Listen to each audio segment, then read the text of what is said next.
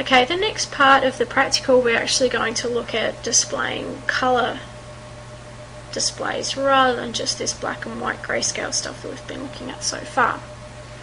So what I'm going to do is I'll keep this display group 1 up at the moment, and all I need to do first of all is change this radio button in the available bands list from grayscale over to RGB colour.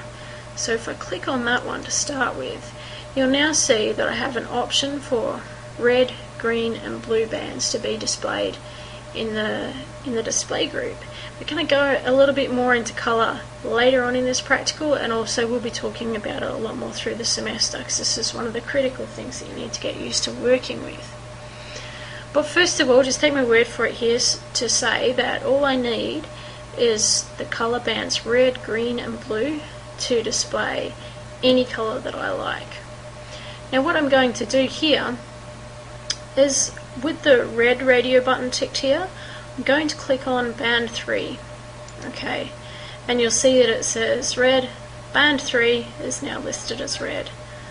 It will then automatically move on to the green radio button, and I'm going to click on band 2 for that, because I know that band 2 is green in Landsat imagery.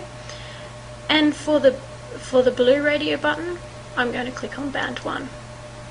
So once you've got that, and once you've set that up and yours looks exactly like this, so you go band 3, band 2, band 1 as RGB, we'll click load RGB.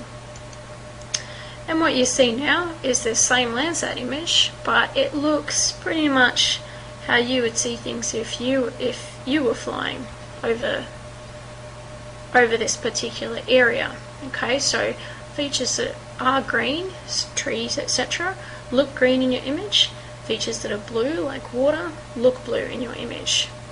And I can move in and around the image again as well, have a look at different urban areas, and you'll find it's probably a lot easier to interpret the image now that you see it in colour. Okay, so you can see exactly what fields look like when they're vegetated versus when they don't have vegetation on them. They're a lot browner. We've got some fire scars down in the south here, these really dark patches. Got a few of those. We've got some waterways.